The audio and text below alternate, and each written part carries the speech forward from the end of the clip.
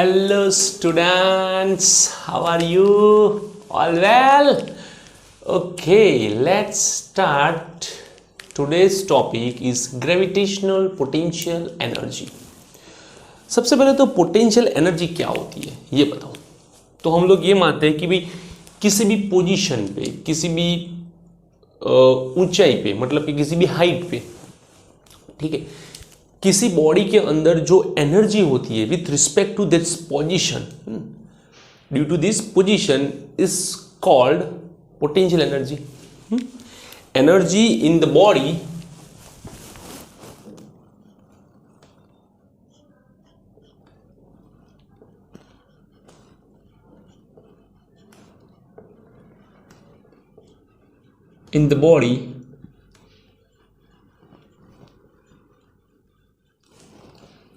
due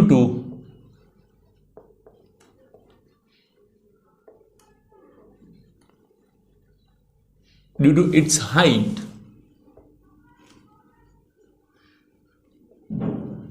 it's called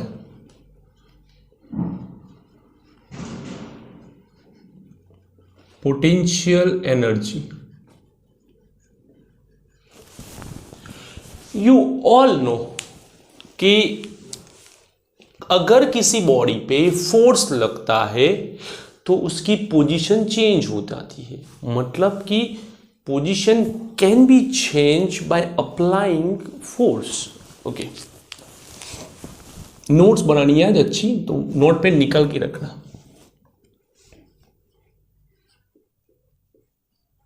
position can be changed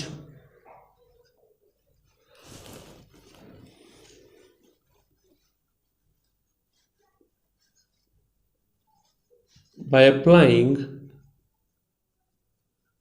force. Position can be changed by applying force. Force का apply करो और position को change करो.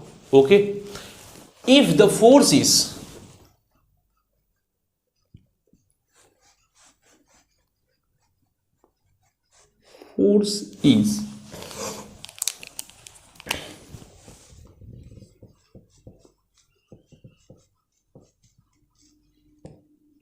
conservative,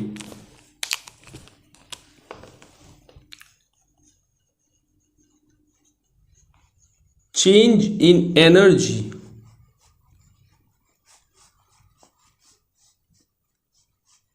depends only upon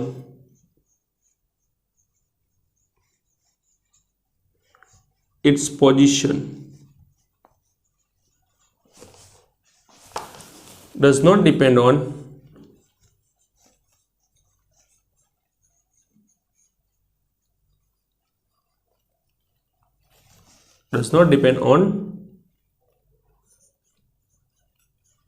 path. अगर force conservative है तो उसकी पोजीशन पे डिपेंड करेगा, पाथ पे नहीं. जैसे कि अगर हम ये मान ले कि किसी बॉडी पे ग्रेविटेशनल फोर्स लग रहा है, मान लो, तो ग्रेविटेशनल तो कंजर्वेटिव फोर्स है, तो body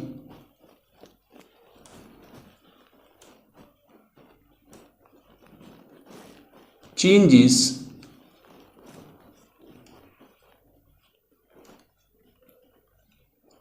its position from H1 to H2. Okay, and constant force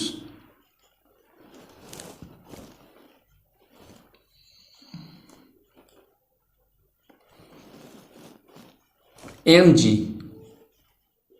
acts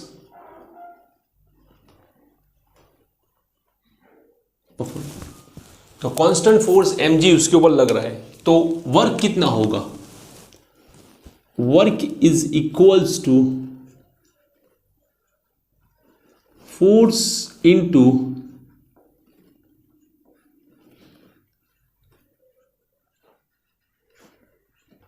displacement. W is equals to force, it's mg, displacement it is H2 minus H1. W is equals to mg displacement from H1 to H2, तो H2 minus H1. We can write this mgh2 minus mgh1. तो ये भी लिख सकते हैं कि work at H2 minus work at H1. Now work for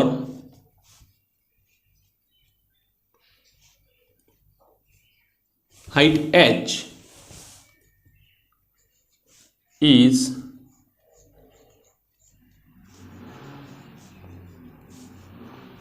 mgh plus w0, where w0 is constant.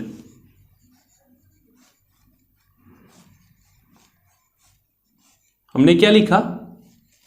हमने लिखा कि भाई जो mgh2 था उसे सिर्फ mgh किया और साथ में अगर कोई कांस्टेंट होगा कुछ एनर्जी तो हमने वहां पे अप्लाई की।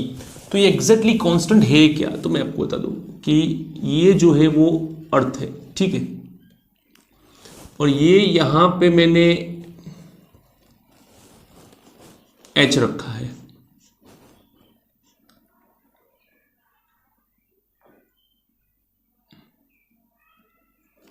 ये h यहां पे mgh और यहां पे सपोज 0 होगी। क्यों? क्योंकि हमने h से शुरू किया, तो अगर यहां से शुरू करते हैं तो यहां की एनर्जी भी काउंट करनी पड़ेगी ना कि वहां पे कितनी एनर्जी है।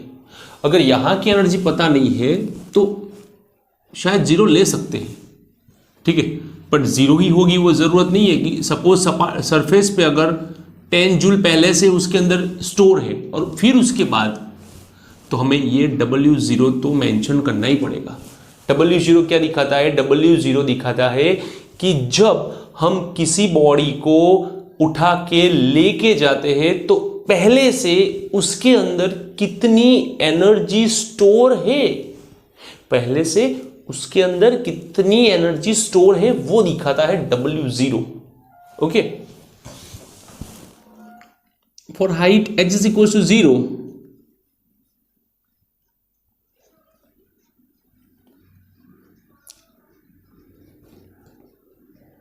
W0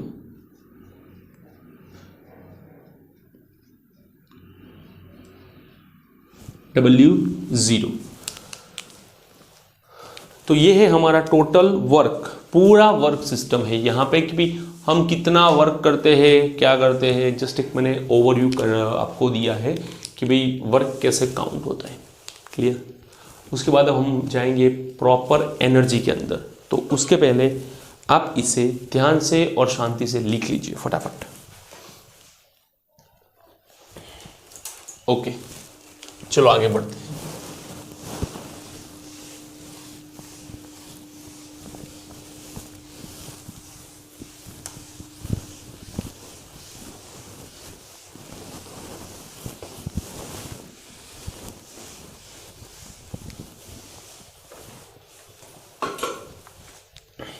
अगर ये अर्थ है,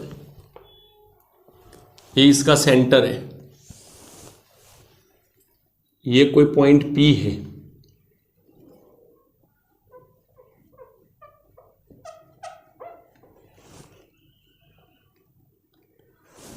ये इनफाइनाइट, ये R, ठीक है। यहां पे हम ये बात क्लियर करेंगे कि भाई अगर कोई बॉडी है, ये पार्टिकल है, सपोज मास है, तो force on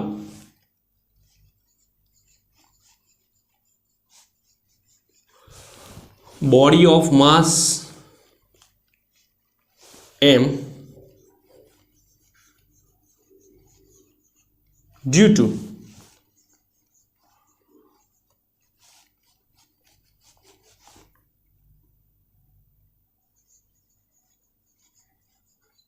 earth is GMEM/r²।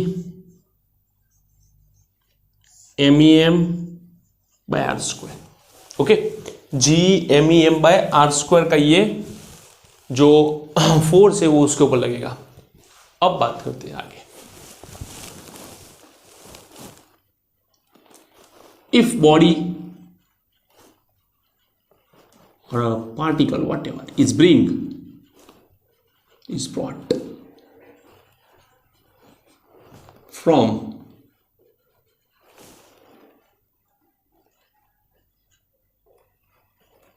position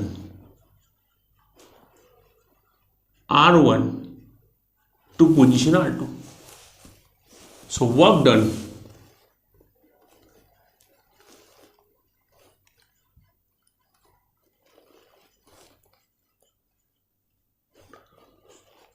for this is W is equals to integration dW.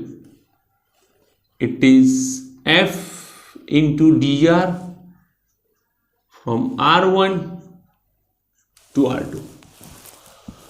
From R1 to R2. Therefore, W is equals to R1 to R2 F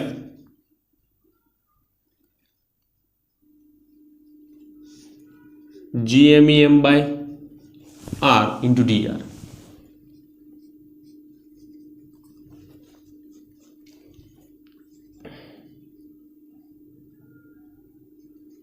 GMEM common, dr R1 to R2.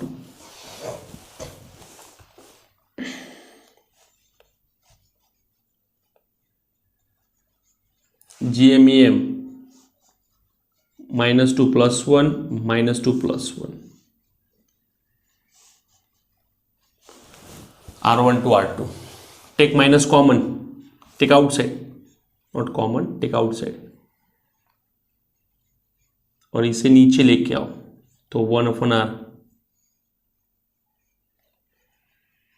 from R1 to R2. So W minus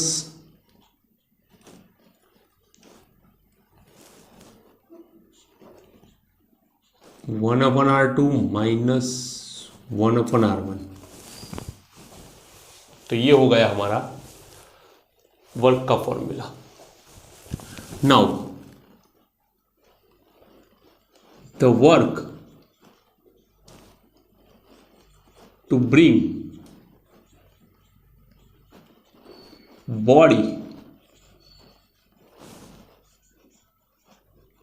from infinite to R, otherwise bring body at R is, तो कहीं से लेके आओगे तो पहले से अगर उसमें कुछ वर्क होगा GMEM/R plus W 0 suppose. Okay, पहले से अगर उसमें कुछ वर्क होगा, जैसे हमने आगे देखा कि भाई सरफेस से आप उठा के लेके जाते हो, देन चेक इट कि सरफेस पे उसके पास कुछ एनर्जी है, यस, तो आप जो वर्क करोगे वो उसके अंदर ऐड होगी।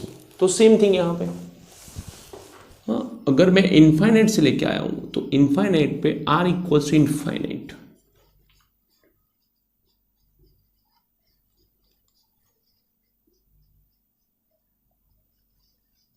GMEM by infinite plus W0.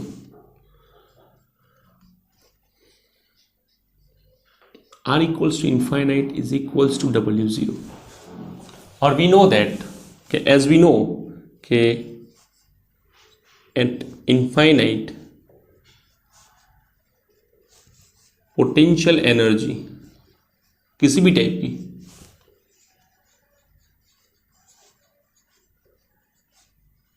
is 0.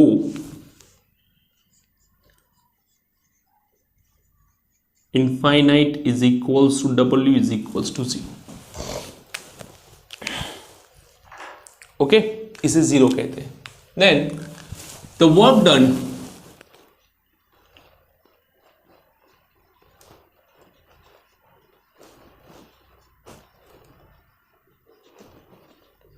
on body is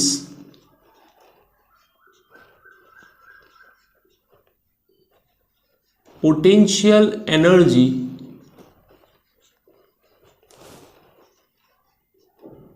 at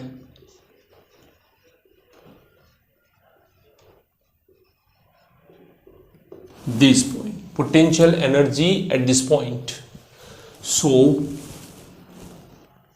W is equals to U is equals to minus GMEM by R, यही होगी. On the surface of the earth,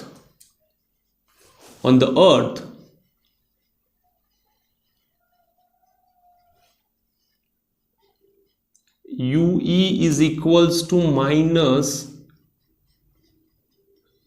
GMEM by RE.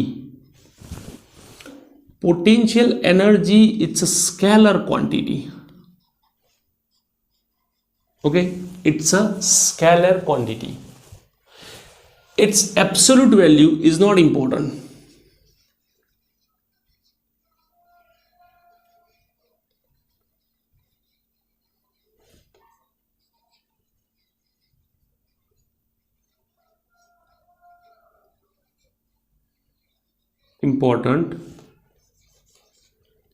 Its change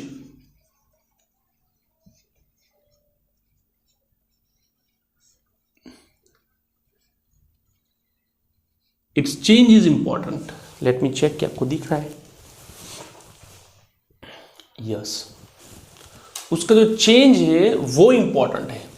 okay, and for single body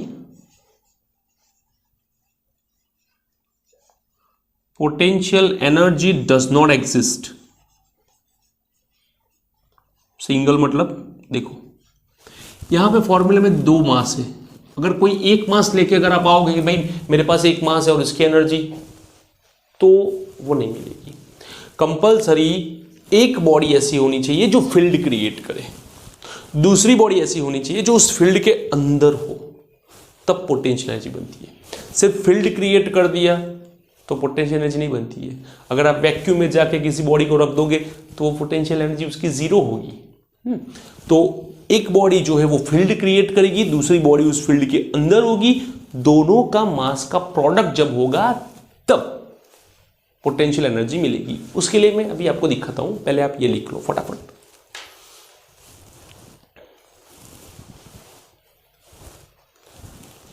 okay,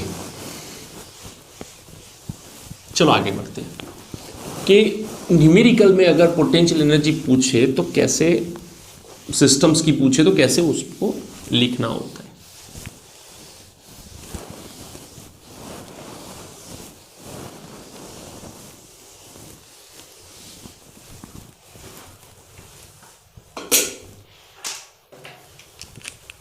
suppose मेरे पास दो particle है, एक का मास है m1, दूसरे का मास है m2. तो इसके लिए लिखेंगे U12, दोनों का प्रोडक्ट, दोनों के बीच का डिस्टेंस. आप U12 लिखो या U21 लिखो, एक ही होता है, कोई फर्क नहीं पड़ता है. सिमिलरली अगर मेरे पास तीन यस 1 2 1 3, तो कैसे लिखोगे आप? 1 2 लिखा, 1 3 लिखा. अब जो 1 2 है वही 2 1 है, तो लिखने की जरूरत नहीं है. तो 1 2 हो गया, फिर 2 1 वही 1 2, 2 3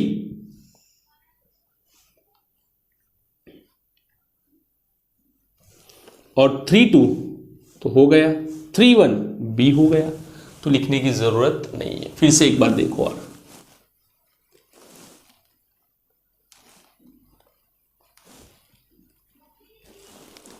ये 1, ये 2, ये 3, ये 4, 1 का 1 2 1 3 1 4, 1 2 1 3 1 4 हो गया। फिर 2 की बारी, तो 2 1 हो गया, 2 3 2 4, 2 3 फिर 2 4, तो 3 1 हो गया, 3 2 हो गया, 3 4। तो आप ऐसे लिख सकते हैं कि sigma U I J, I is less than J. कैसे? ध्यान से देखो, ये पहले वाला जो नंबर है वो छोटा है पीछे वाले से, पीछे वाला 2 आगे 1, 3 आगे 1, 4 आगे 1। अब जैसे यहाँ पे नंबर इंक्रीज हुआ तो पीछे वाला भी बढ़ गया, 3 2 से 4, फिर इंक्रीज हुआ 3 का, पीछे वाला 4। तो आगे वाला जो नंबर आप लिखोगे वो छोटा होगा, पीछे वाला नंबर जो लिखोगे वो बड़ा होगा। तो ये एक ध्यान से देखना कि आपको कैसे लिखना है, ठीक है। ये न्यूमेरिकल में ऐसे होगा जैसे कि हमारे इलस्ट्रेशन में है, और मैंने न्यूमेरिकल बोला तो दैट मीन्स सब आ गया, ठीक है। टेक्स्ट बुक के न्यूमेरिकल्स आ गए, एग्जाम्पलर्स के आ गए, जीनीत, सब कुछ सेम पैटर्न ही अप्लाई होती है, कोई चेंज नहीं होता है, ठीक है। लिख लो चलो फटाफट से।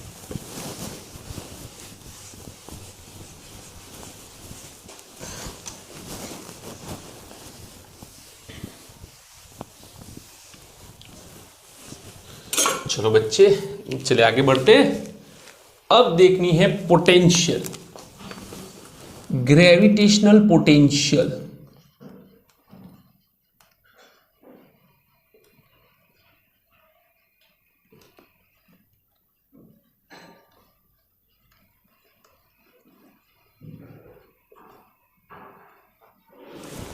किसे कहते हैं ग्रेविटेशनल पोटेंशियल? तो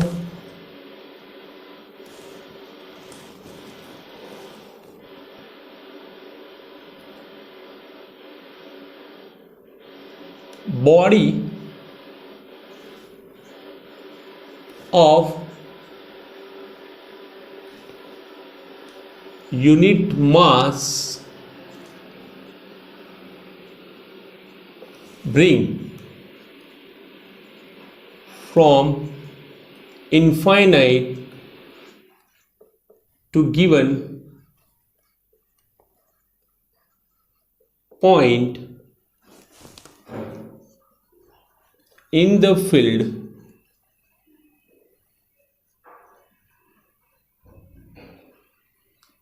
is called gravitational potential. Otherwise,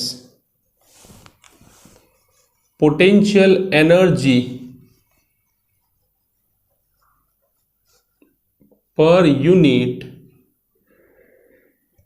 mass is called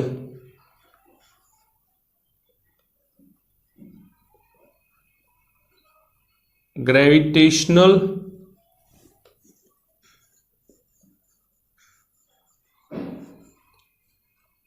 potential is called gravitational potential। तो फॉर्मूला लिखते हैं,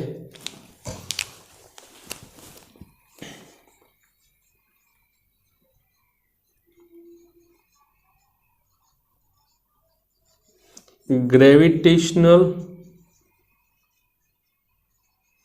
potential is equals to potential energy divided by mass. Now gravitational potential is equals to phi, and gravitational potential energy it's g_MEM by r divided by mass, mm cancel, so phi is equals to minus g_MEM by r में से सिर्फ g_ME by r बचेगा।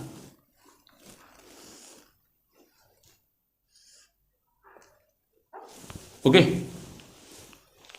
Let's go.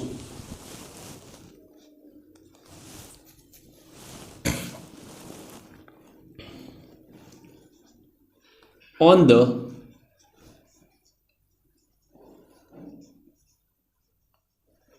surface of the earth, phi E is equals to minus GME by RE. It is scalar quantity. Its unit energy का joule पर मास, मतलब joule पर kilogram, या तो आप इसे मीटर स्क्वायर पर सेकंड स्क्वायर भी लिख सकते हो। ठीक है, जैसे कि पोटेंशियल जो होती है वो सिंगल बॉडी की होती है। जैसे कि ये स्क्वायर है, ठीक है, इस स्क्वायर में 4 पॉइंट है। इस सेंटर में मुझे पोटेंशियल फाइंड करना है। ये चारों पॉइंट से फील्ड क्रिएट होती है। ये चारों के पास कुछ मास है m, और ये चारों के चारों फील्ड क्रिएट करते हैं, ग्रेविटेशनल फील्ड। तो total potential it's sum of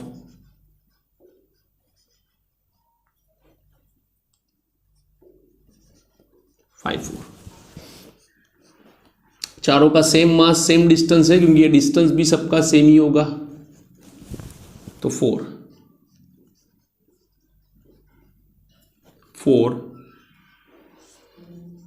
GM by R। Okay, तो ये थे ग्रेविटेशनल पोटेंशियल और पोटेंशियल एनर्जी। मैंने सब जो नोट्स लिखवाई है, then you can write in the examination, no problem. सब कुछ है उस नोट्स में, और शॉर्ट नोट्स है, बहुत ही शॉर्ट नोट्स है। Okay, so if you like this video and like this notes, share and comment and like button press करो। Okay, thank you for watching this video.